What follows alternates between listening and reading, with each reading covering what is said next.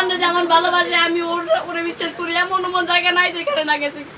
এখনো আমার সাথে রিলেশন রাখবে না, আমারে কথা বলবে না, বিয়ে করবে না। এখন কি আবার করবে? আমার তো মরণ ছাড়া কোনো উপায় নাই। আপনার নাম কি?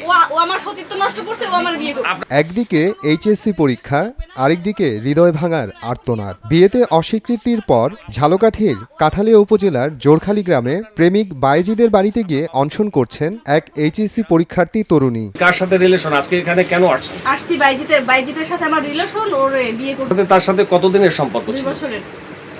2 বছরের। হ্যাঁ। আপনাদের সাথে কোন জায়গায় দেখা হয়েছে বা কোন কোন জায়গায়, স্থানগুলো একটু বলেন। কুয়াকাটা দেখা হয়েছে, তারপর যে বাইজিতের বড় মামা তার বাসায় দেখা হয়েছে। প্রয়োজনে কুয়াকাটার ভিডিও ফুটেজ আপনি নিতে পারেন, সিসিটিভি ফুটেজ। আর হচ্ছে এরকম নানা, আর ওর বাসায় আমার দেখা হয়েছে। আমারে ও ঢাকার বাসায় নিয়েছিল। কতদিন ছিলেন সেখানে? সেখানে একদিন ছিলাম। ধরেন আমি 2টায় গেছি, 5টায় বের হয়েছি। ওর সাথে একত্রে কতদিন ছিলেন? ওর সাথে একত্রে তা অনেকবার থাকছি, 5-6 বার। আপনি ওর সাথে একত্রে থাকছেন কি জন্য? মানে কোন লোভে আপনাকে? ও আমারে বলছে বিয়ে করবে কুয়াকাটা যাওয়ার আগে। আমি বলছি কোর্ট ম্যারেজ করো, বলছে যে কুয়াকাটা থেকে এসে কোর্ট ম্যারেজ করব, আমার আম্মুর কসম। আপনি প্রথমবার এই গেচিং খাওয়ার পরে আপনি প্রতারিত হওয়ার পরে দ্বিতীয়বার তার সাথে বিবাহ না করে কেন আবার অন্য জায়গায় গেলেন? না, তার সাথে আমার ওই কুয়াকাটা যাওয়ার আগেই লাশ ছিল। তারপর আর তার সাথে আমার কোথাও দেখা হয় না। তাই শুরু থেকে আপনি বিবাহের চাপ দিছিলেন কি? হ্যাঁ, শুরু থেকে বিবাহের চাপ দিছি। তারপর কুয়াকাটা যাওয়ার আগেও আমি তারে বলছি।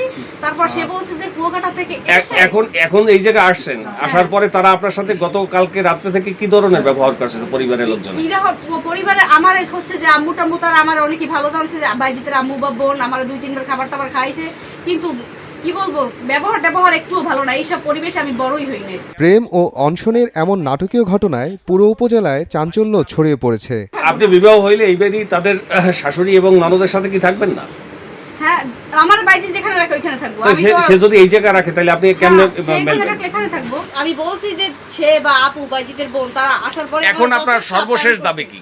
সর্বশেষ দাবি আমারে বিয়ে করতে হবে।